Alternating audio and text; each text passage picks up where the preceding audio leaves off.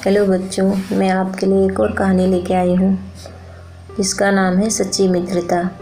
बहुत समय पहले एक जंगल में हाथियों का एक समूह रहता था। उस समूह का सरदार सुमाली बहुत ही दयालु स्वभाव का था। एक बार उस जंगल में अकाल पड़ गया। अकाल की वजह से जानवरों की हालत बहुत ख़राब हो गई। हाथी भी सब और पानी की तलाश करते घूमने लगे।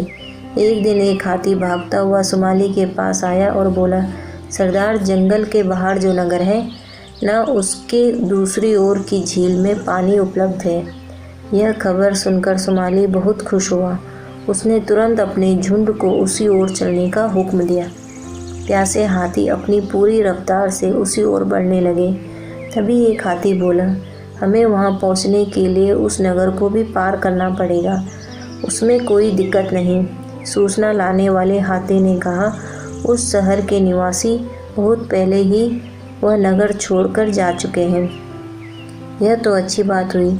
सुमाली बोला, अगर उस नगर में लोग रहे होते तो हमें चक्कर लगाकर जाना पड़ता।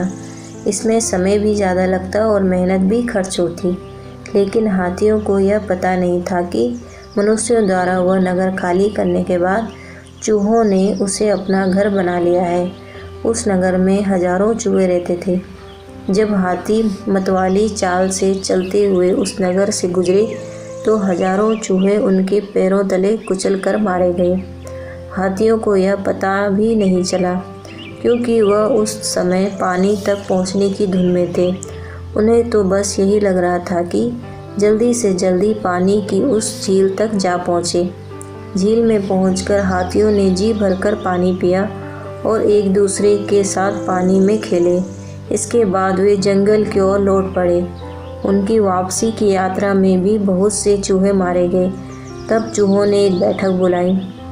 उनके महामंत्री ने कहा, अगर ऐसे ही चलता रहा तो हम में से कोई भी जीवित नहीं बचेगा। हाथियों का सरदार सुमाली बड़ा ही दयालु है।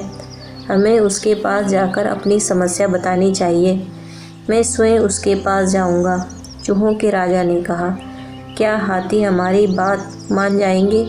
एक चूहे ने पूछा। एक बार कहकर देखने में क्या हर्ज है। फिर चूहों के राजा ने सुमाली के पास जाकर कहा, जब आपका झुंड हमारे नगर से होकर गुजरता है तो बहुत से चूहे आपके हाथियों के पैरों तले कुचलकर मारे जाते हैं। अगर आप लोग झील पार जाने का कोई और रास्ता चुन लें तो हमारी जान बच जाएगी। सुमाली ने तुरंत उसका अनुरोध स्वीकार कर लिया।